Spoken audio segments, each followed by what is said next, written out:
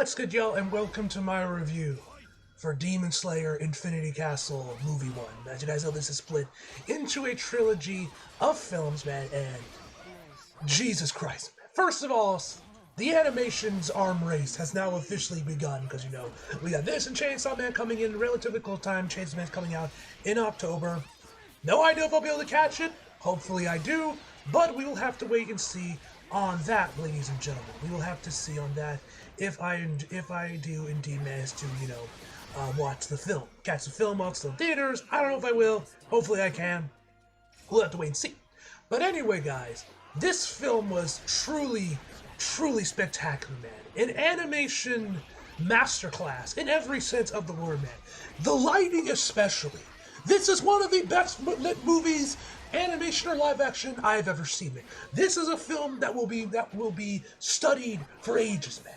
Both if you are someone that wants to learn more about lighting and work on your lighting, whether you are an animator and you want to work in animation for your cuts, or you're a future filmmaker and you want to make live action on camera films, this is the film to study for you to learn more about lighting, because Jesus H fucking Christ, the lighting in this film is truly spectacular. Now, I'm going to go into, now this review, obviously we're going to be doing spoilers because there's a lot about this movie that we need to talk about, but I will get into some minor spoilers on certain things, just like that was not shown at all in the trailer, just because either A, we've all probably seen stuff of it on Twitter via fan art from the Japanese, if you follow any number of Japanese artists, of course the film came out months ago over in Japan, is, lighting the world on fire over there. So if you guys haven't, I'm going to talk a little so that you guys probably already seen through fan art, but we'll get too specific, as well as just some smaller stuff that was not revealed in the trailers to better, talk about certain aspects of the film and,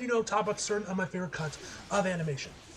So if you guys want to go, if you want to go this movie blind, like all you know is what was shown in the trailers, man, maybe skip this review until you actually watch the film and come back there. If not, like I said, it's just going to be small, minor stuff, but if you guys want to go in blind, understandable, man, yeah. But anyway, guys,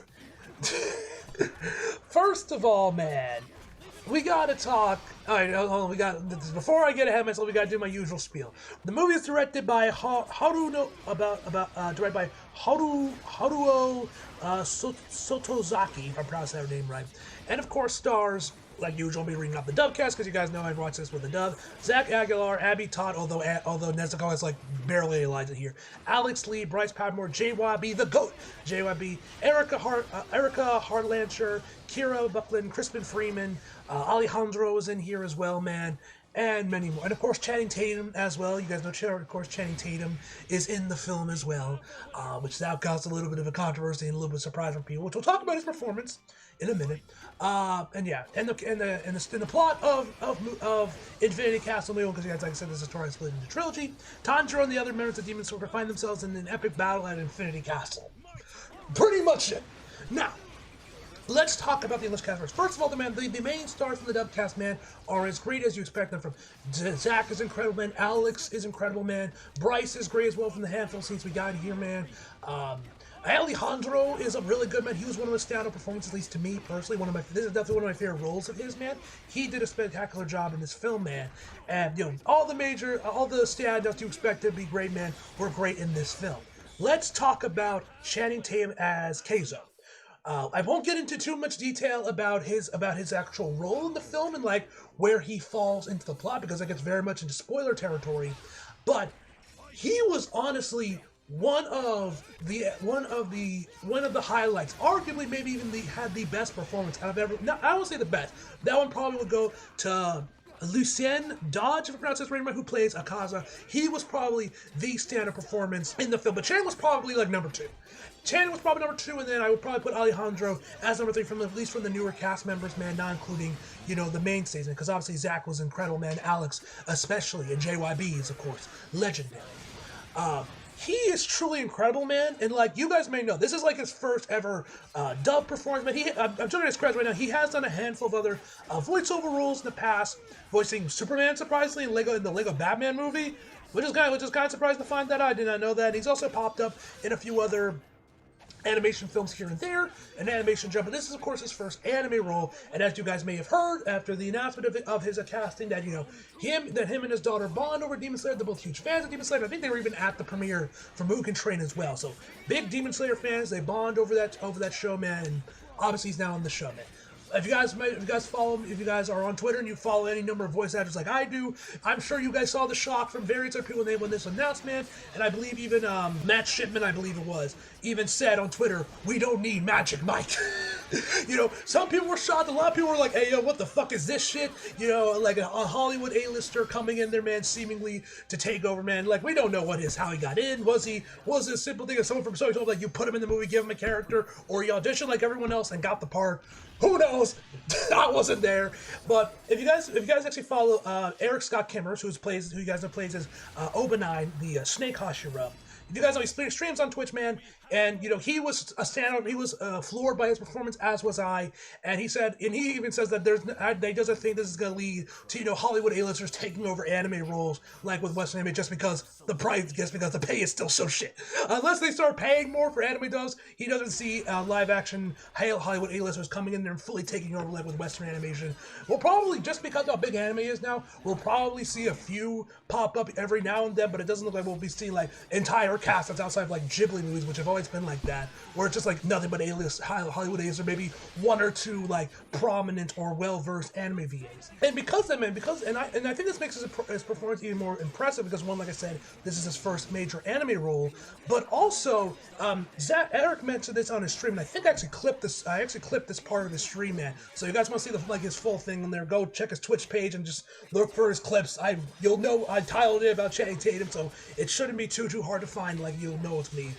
So go over there, man, if you guys want to see the whole thing. But he mentioned that apparently that he heard through some of his director friends or people that he's close to with their directors that and apparently also shocking after, if you guys may remember, if you guys saw the behind the scenes dubbing video that was dropped a few days ago before the film actually came out, you would have known that he was also in a completely different recording studio than everyone else. Everyone else was obviously recording at Bang Zoom, and then he's in something completely different. I'm like, where the fuck is he? Is this like another studio? Was this another booth inside of Bang Zoom, or was this a completely different recording studio?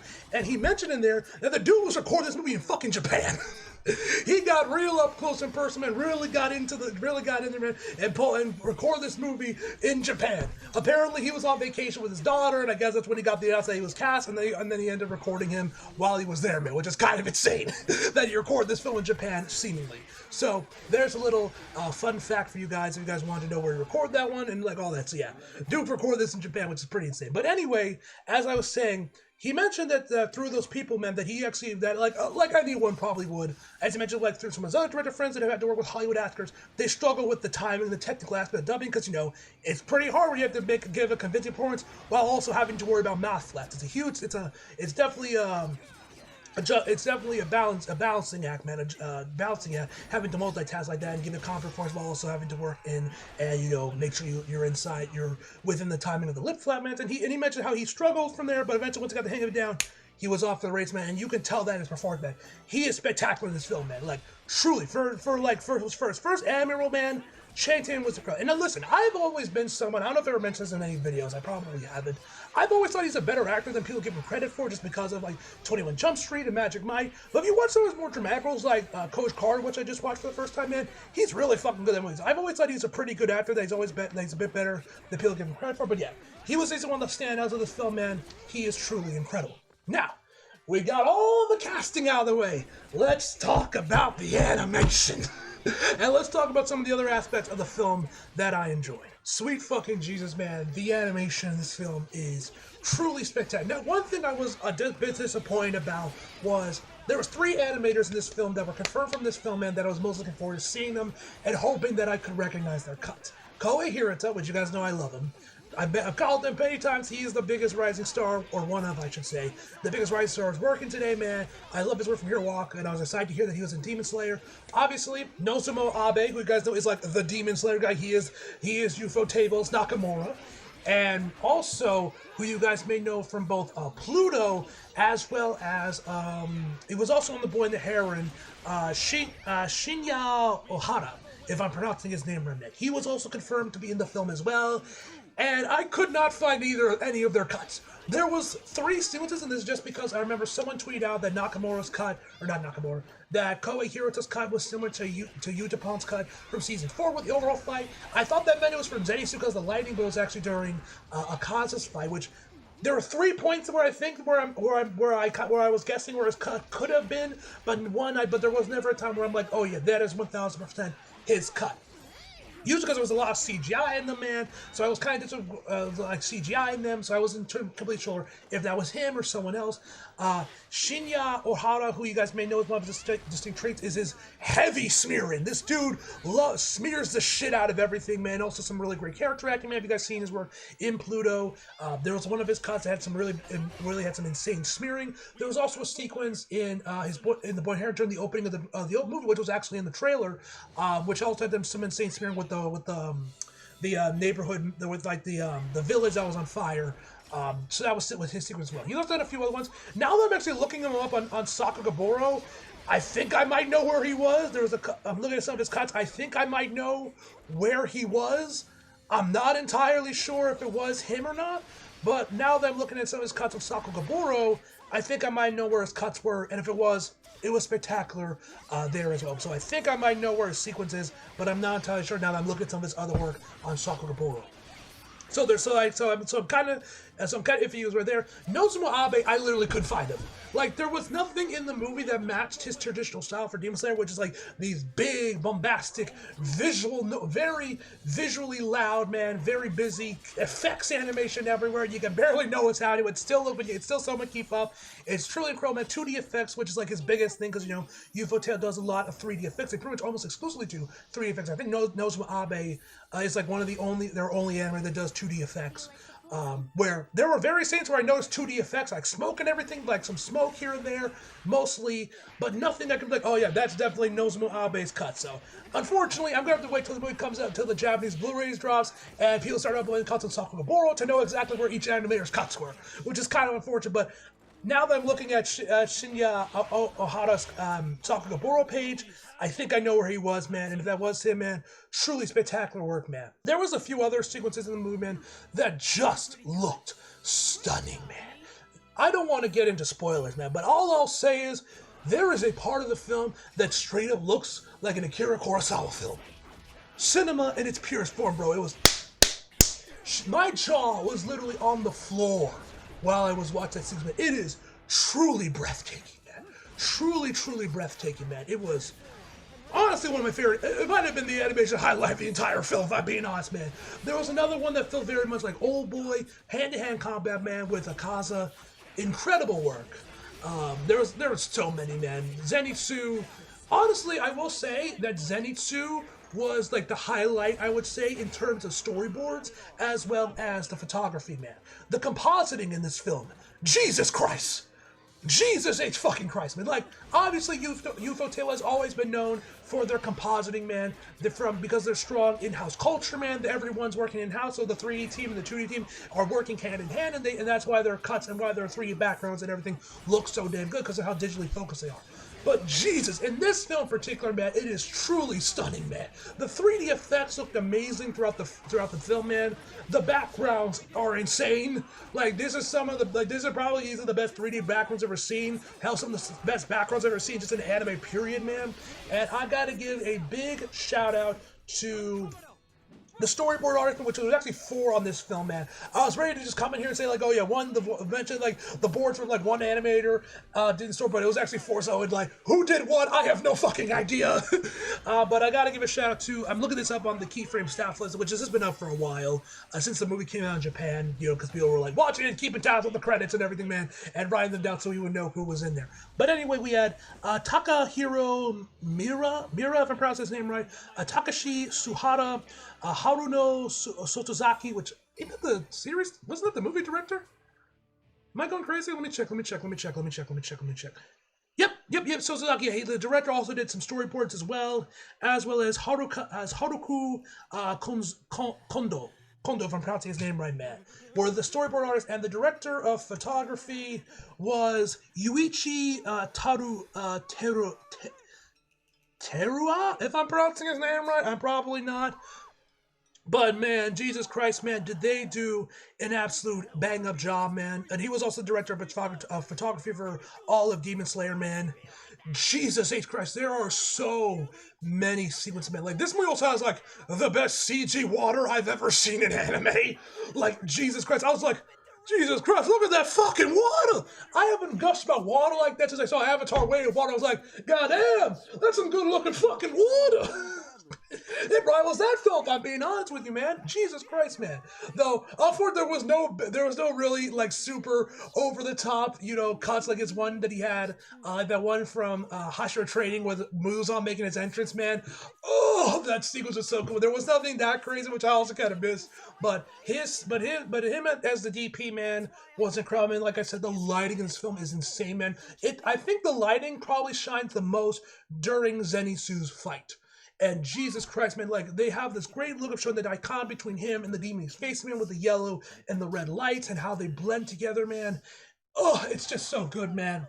That whole sequence, like I said, was where the boards and the animation and the photography team truly shined, man. They did such an amazing job during that sequence in particular. The Akaza fight, once again, has some also brilliant lighting as well. There's this really, like I said, has some best CG water I've ever seen. There's this really nice sequence where we fight with Akaza, like I said, I don't want to get into spoilers, that was also breathtaking in terms of the storyboarding, man. Just an incredible film throughout, man. The drawings were incredible throughout, like, man, there were there's like 3 scenes that I desperately want to see the Genghis for. There's this one scene during the I forget the chick's name. That was the butterfly Hashira. I'm forgetting her name. Shinobu. During her fight that I want to see. There's another Genga during the Zenitsu fight that I really want to see. And honestly, I would love to see the Gengas for the Akira Kurosawa section. Like any Genga from that, I would love to see, because like I said, Jesus Christ, that sequence looked incredible, man. Like but there are and also the one sequence with Guillaume, where him and Muichi in Tokyo just go through one of the windows of the Infinity Castle, one of the walls of it, man, which was in the trailers, man. Like that's just I would love to see the Genghis for as well. There's a lot of things in this film that I would love that I would straight up kill to see the Genghis for. So hopefully, once the film gets closer to the Japanese release, they actually does start releasing some Gengas, because like I said, there's a lot of things in here that I would love to see the Genghis for. But anyway, man, we'll talk more about that in spoiler discussion, man. But yeah, man. One other couple things I want to talk about, man. Also, yes, this movie does explain what was in the letter and why Zenitsu finally got Zenitsu locked the fuck in. That was indeed finally, as I meant to mention that earlier in the review, but I forgot to. So yes, if you're wondering about that one, yes, we do get that answer, and it was actually kind of heartbreaking. So there's that, man. The whole thing with Akaza, man, which like I said, you guys have probably seen fan art of this due to the film coming out in Japan. Right? If you follow any number of Japanese artists out there, man, the fan art's already out there, man. We also learned Akaza's backstory in this film, man, and goddamn, tragic, man. I'm gonna be honest with you guys. To jump ahead a little bit, man. The Zenitsu section straight up made me tear up. When we found about Zenitsu, man, and his section of the film, man, you guys probably already, if you guys seen the film, you guys know what I'm talking about, man. That sequence, the ending of it, man, straight up had me tearing up. Like, no cap, it had me tearing up. While the Kaza section didn't, man, it definitely still hit me in the feels. But, bro, the woman sitting next to me, man, oh, she was a wreck during the Akaza section, man. I could tell from her sniffling right next to me, and I could see in the corner of my eye her wiping her eyes, or her hands wiping her eyes, man. The woman was going through it, man.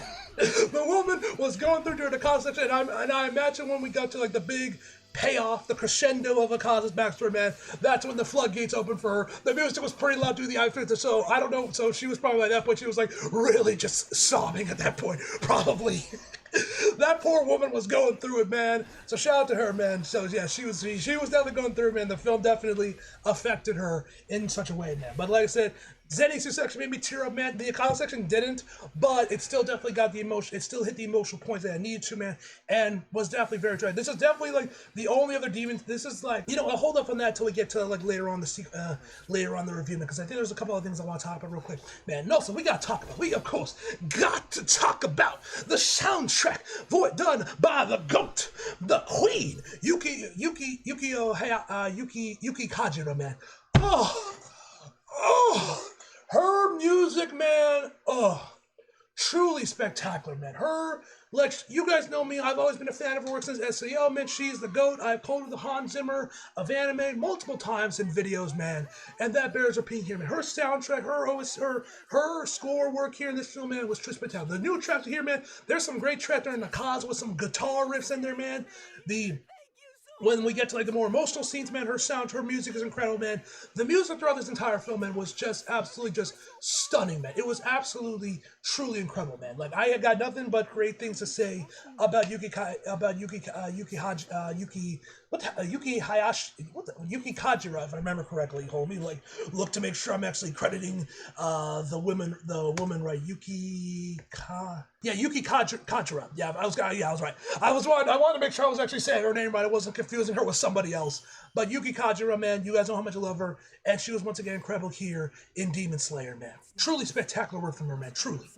So yeah, I think that's about all I can talk about without getting into spoilers. So, give you guys my final verdict, and then we'll get into spoilers. So you guys do not want to get spoiled, leave. But my final verdict for this film, to the surprise of no one, is a 10 out of fucking 10, ladies and gentlemen.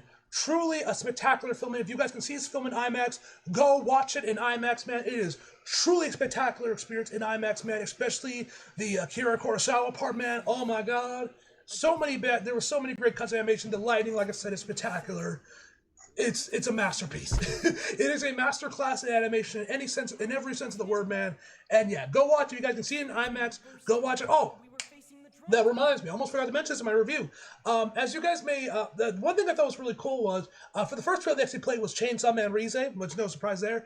But I like the way where they first started off like giving us a recap of season 1, which made me think, like, oh, are they releasing like a compilation film to release in the lead up to the Rize film to get people excited, to get people re-familiar with season 1, to recap it, and probably get some extra money out of Chainsaw Man fans. But then it leads right into the Rize film, and I like how they transitioned it. The trailers where to replicate a film reel sound, it has Genji's chainsaw go off, and then it switches off to the full aspect ratio and plays the latest Rize trailer that just dropped pretty recently. Which, seeing that in IMAX, Jesus, my God, man, that film looked extra crispy in IMAX, man. Like, I remember, I forget the YouTuber I was watching, but you guys know him. He's probably like the biggest Sakuga YouTuber out there, man. I'm slipping on the dude's name, but you saw about you complain about YouTube's compression and whatnot when he was talking about the Chainsaw Man trailer, and I was like, I mean, it looks so fine. I don't really get what it means to the compression. Then I saw it, and I was like, oh. Okay, I see what he means about the YouTube compression, man, because, yeah, this looks better on IMAX. And the one thing that was also kind of interesting is that the Chainsaw Man trailer did fill the full aspect ratio for IMAX, though there were black bars on the top and bottom. For Demon Slayer, it didn't fill the entire screen. There was still black bars, not really big ones, and by the time you guys get in the film, you'll probably won't stop noticing it, on the top and the bottom and the left and right side as well. There was black bars. It didn't fully fill the screen, so I was kind of surprised when I saw Chainsaw Man. It seemingly did fill the screen, but Demon Slayer didn't, which I thought was interesting. But also one other thing I want to really talk about, because like I said, this is something I meant to mention at the start of it, but I forgot to, was while I was waiting for the movie to start, man, I got my popcorn and everything, man, set up, went to go to the bathroom, get one last piss break in there, man, before I sit down and, get ready to watch the film. I get out there, man, and I start hearing the ending of 7 playing. I'm hearing what's in the box, what's in the fuck box. I'm like, what the fuck? I go to the source of the sound, and one of the other theaters is straight up playing 7. I checked, I'm like, wait, was there some anniversary thing going on there, man? I checked the Regal app to see, like, was there a re-release was there, like, an anniversary re-release that I'm unaware of, where it's like, where they re-released the movie through the new 4K master that just dropped recently, man? And I couldn't find it, so I think this might have been a Friday screen. There's only, like, 2 people in the theater as well. So I was like, of course, I sat and watched the ending of 7 in a theater, which is pretty hype, not gonna lie. And then I went to the bathroom, and then I sat down and waited for Demon Slayer to start. But yeah, man. Truly magnificent, truly insane, and yeah, that was pretty hard to see 7 in theaters, at least for like the last 5-10 minutes of the movie. That was pretty crazy. But yeah, anyway, now on to spoilers, guys, in the film. So guys, like I said, you guys don't want to get spoiled, leave. But anyway, let us jump right into sports. So let's talk about Shinobu section first. So one thing I gotta say, man, this is again my first problem, which I forgot to mention earlier, but I might as well mention it here. One thing that was definitely my first problem in the movie, and this is something I kind of agree with, which I heard a lot of, like, I won't say this is a main criticism that a lot of people have, but I did see a couple of accounts that I follow mentioned this in terms of their problems with the film, man, where I think a couple of them mentioned how none of the emotional scenes really hit them. And while I definitely wouldn't agree with that, like I said, Akaza definitely did. Like I said, Zenitsu made me cry, made me tear up. Shinobu section, yeah, I felt nothing. I felt nothing for Shinobu's whole section where we learn about her sister and how her sister died and she died before. I remember, I legit thought that she would at the very least kill the demon and, you know, she would get a mark and, you know, she would kill the demon, but then she would like die right after. No, she just dies. She doesn't elevate. She does not get a cool new form. She does not, you know, go past her limits and get the mark like Ginyu did, man. Nothing. She just dies. Which was kind of shocking. And then like but then like the chick that you know is her like Padawan or whatever. I forget her name. I think her name was like Kana or something. That you know guys probably know people ship with Tanjiro. She comes, and this is like one of the things where I want to see the Gengas for, because when she's like looking at the demon, who's the demon's name? What was his name again? Doma. Don't voice by Sifu. He did a fantastic job. Like the rage on her face, like that's one of the sequences I want to see the Genga for, because the drawings there were really good, were phenomenal. And so yeah, I was like, oh, so yeah, when we got that, it was like that, and then she comes in and she looks like she's gonna fight her in movie 2. But yeah, like I said, I felt literally nothing while watching that. That whole sequence, I'm like, okay. Like I said, I felt nothing. That entire sequence when she's like trying to feed her, when her sister comes back from the dead to tell her do your best, and you know she's like dropping poisons on me. Like I said, I felt nothing. That was one of the sequences where I felt nothing. And then like I said with the Kaza sequence, man, which was like very tragic, beautifully shot. By the way, there was a sequence with her when I forget the chick's name. I don't know if she's in here. I don't think she is. If she's on the cast, she does have a picture on her, and I forget the chick's name. That is Kenzo's daughter. She's sickly, and Akaza has to take over her, man. We also find out what Akaza's true name is, which I'm forgetting off the top of my head at the current moment. It's not listed on Behind the Voice, so I don't remember. She's her daughter, and he's left to care for her. She eventually gets better, man, and then they fall in love, and, you know, she asks him to marry him while there's a fireworks celebration going on in the background. Beautiful sequence, man. Look, I mentioned how the Akira Kurosawa was like cinema, like pure cinema in its purest form. This was also pretty close, man. Very cinematic. Just looked absolutely just stunning. That whole sequence, man, with Akaza when this woman asked him to marry her, I should say. Fantastic work, man. And which I also gotta say, one thing I also gotta say real quick. You guys may know, like with AOT, you guys may know that for a while I think it was like Koyuki, I think is her name was. I think her name was Koyuki. I might be wrong though. But you guys know like AOT, man. Throughout its entire run, I did not have a ship that I really fucked with, that I was really invested in or really cared about throughout AOT. But then the last second, I became a big fan of Armin and Annie. Well, the same thing happened here. like throughout like the 6 years I've been watching Demon Slayer, no ship has really spoken to me outside of maybe Zenitsu and Nezuko. I kind of like that one a little bit, man. I kind of root for Zenitsu to do with Nezuko. Whether or not that happens, we'll have to wait and see on that. But that was one I was like, okay, I kind of fucks with, man. If you hold the gun to my head and told me to pick a ship for Demon Slayer, that would be the one I would pick. But after watching this movie, man, I can confirm that yes, I do have a Demon Slayer ship that I fucks with heavy. And it's Akaza and the other chick, which I think her name is Koyuki, but I'm not entirely sure. But yeah, that whole series, man, it's very tragic, man. They have great chemistry, man. She's really cute too. I love her design too. I love like the flower petals look she has on her eye, man. It's really beautiful.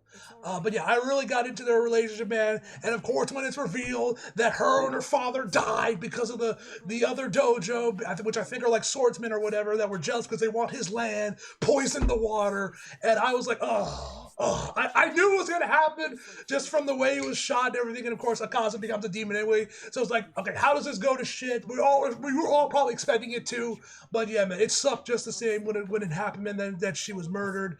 And yeah, I fucked with that shit heavy. If y'all know any fan artists that are now frequently posting it, tell me so I can follow them on Twitter. Because that is my Demon Slayer shit. So yeah, man, I love those two. So yeah, those are but yeah, that whole relationship relationship was so tragic, man.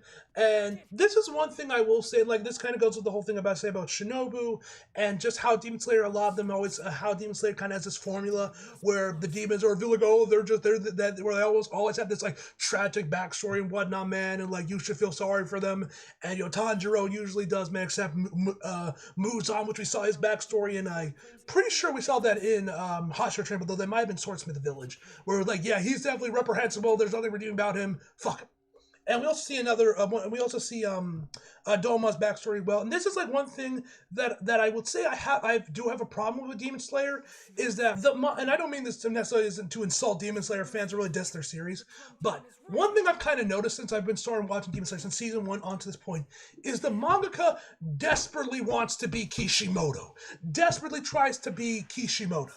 And by that I mean, you guys know one thing that Kishimoto always excelled at was the emotional scenes of Naruto. This man knew how to rip your heart out with your soul still attached.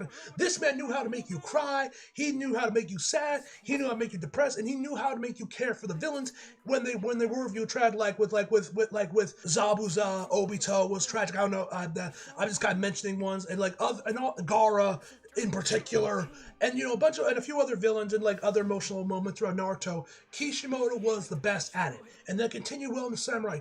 But for Demon Slayer, she tries desperately to be Kishimoto, even with Yuki Kajiro backing her up with the music, man. It just ain't hitting like Naruto, man. And this happens every single time with these. Like season 1 did this a few times, man. More times than I fell flat.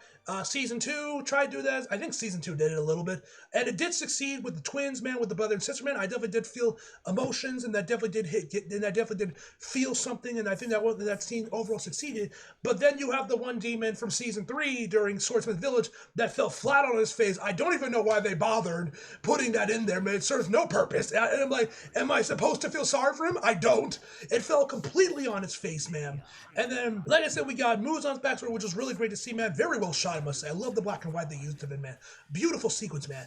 And then you gotta do this one here where we see Doma's backstory, which isn't really that tragic, but I'm like, once again, I feel nothing. Akaza, definitely, was tragic, man. I definitely felt something when I was watching that, man. But, yeah, she tries to be Naruto. She tries to be Kishimoto, but she just fails miserably at it, man. There's a few scenes where she succeeds in getting the emotional moments that she wants out of certain demons' backstory, but most of the time it just falls flat on its face, man. That's one thing I've definitely noticed, and like I said, that definitely happened with Shinobu. I did not care once. like even Reki Kawahara made me care about Elizabeth Alicization, which I thought was impossible, because I was never really a fan of Elizabeth, but he made me care. But Demon Slayer, man, it just don't work like that, man. It just don't, at least in my personal opinion, man. Clearly I'm not completely right, man. Like I said, the woman next to me was crying, was an emotional wreck during Akasa's backstory. so clearly more people, there's probably a lot of people that do, that definitely the emotions hit like Naruto to these people. So, but I'm just saying, for me personally, it just does not hit like Naruto, no matter how hard she tries to be like Naruto. That's like my big problem is that like Shinobu's backstory, I felt nothing. What else? Okay, let's talk about, this review is going to be probably super long, because there's a lot about this movie I want to talk about. But let's talk about Zenitsu section. Zenitsu, we find out what happened with what was in the fucking letter that finally got man to lock. And like I said in my trailer reaction, if you guys saw it, because it was blocked worldwide, and I had a strike on my channel, which is almost about to be gone, man. Which I will be re-uploading if it once the strike is done. I'll edit it and mess around with it to get it through the bots. But yeah, so if you guys saw that either when I had it up for a bit before it got fully taken down, I got the strike button, or you saw when I posted on Twitter to prove that's fair use, when I tried to get the strike get off my channel and whatnot, man, which didn't work with Team Wild, bitching Team YouTube, but whatever. If you guys saw that, man, I mentioned that he is the wild card of the movie, and that he is the wild card of the Infinity Castle films, and that was once again the truth here. But anyway, what we find out in the letter is that Zenitsu's master committed seppuku. This is the other emotional thing that I definitely think it hit the emotional notes that it needed to. Where, like I said, this whole series making me cry. Did make me tear up. When we find out that he committed seppuku alone, he just bled out because no one was there to end his suffering, man, decapitate a man. Truly hell of a way to go out, man. And we found that his opponent, who was also voiced by Alejandro, which I think most of us found out about when they posted the video about the high scene where we saw Alejandro in there. Though I don't think we ever saw any actual footage of him, man. I was kind of like, who the fuck is he? Who does he play? I thought he might voice some other character, man, but he plays one of the main demons in the film, which I forget his name was Kaguka. Kaigaku, if I'm pronouncing his name right. He plays him. one of the demons. That's who Zenitsu fights. Where we find out that he was also the co-successor of the lightning style, man. Of the lightning style, and he was very resentful of that he was sharing, that he had to share that spot with Zenitsu, because Zenitsu's weak. He could learn all the forms, but the first one, man, while Zenitsu could only learn the first one, man. So Grandpa tried to put them together to hopefully have them both lead in success the lightning style, or was it Thunderclap style? I forget which one it was. But yeah, he was resentful for it, and then became a demon just to spite the old man when he met with, I believe it was with Muzan. So yeah, and the sequence, I have to say, with the blood, where you see his reflection, the blood, man, spectacular work, man. The story, that shot looked beautiful, man. Beautiful sequence. But anyway, that whole sequence was really good, man. And I really like that whole fight, man, where we learn about him. And like I said, when we get to the final stage where Zenitsu is passing out, and he meets up with Grandpa one last time. He tries to reach him, but the flowers or something keeps getting fallen down. And then he starts crying. He says, "You were always my pride and joy, man." Like, bro, I like that whole sequence, man. I was tearing up, man. I was like, oh, that sequence got me hook, line, and sinker, man. That sequence got me tearing up, man. Such an amazing sequence. Yeah, that fight was amazing, man. Great art animation from that one. Incredible draw. Like I said, there was a sequence there with Zenitsu that I want to see the Gengar for. Truly great work. And we also see he created a 7th lightning style or thunderclap style. I forget which one it was, which looked amazing. That might have been Nozomu Abe's section, because the effects were 2D there, so that might have been his cut, but I'm not entirely sure. I was like, no, that can't be his cut. They would obviously put him, their big high level, their Nakamura. They would put him on the Akaza fight. Obviously, they would for the big climactic battle, but there was no really big climactic, really final battle like we saw in some pre-work. So maybe that was it. And then instead of the actual Akaza fight, we'll see when the movie's up on Takagaboro, and I can see which animators did which. Anyway, the seventh style that Zenitsu debuts, man, looked amazing, and I love during after, man. Zenitsu's obviously unconscious, man, from overexerting himself from using from the fight. He is free falling along with him with Kaigaku. Kaigaku, I feel like I'm mispronouncing his name. Well, they're just at the same time, man. He's like, what? How could I have lost? You are a weakling. I am so much superior from you. This, that, and the third. And we found that Zenitsu cared for him, man. People were dissing him because he couldn't learn the first form, man. And Zenitsu would always back him up, man, defend him, and this whole thing. So it's very much like Genya and his brother, man. Although I think this one definitely is nowhere near as to Genya's brother doesn't try and tries to gouge his eyes out like he did in Hashira training. I'm like, bro, this dude's straight up a psychopath. And one man shocked me during the opening of the film when we saw him, man. I thought this dude would be laughing hysterically, man, slicing the deeds. Nah, this dude is just, for a good shock, he's just chilling on some platform as it rises up, waiting for the demons to come to him, man. He was just chilling, what the fuck? I thought this dude would be like in Yosuke, just slicing and dicing everything in his path, but no, the dude was chilling, waiting for the demons to show up, man. And but yeah, as I was saying, while he's descending down, and he's obviously disintegrating because he got decapitated and everything, man.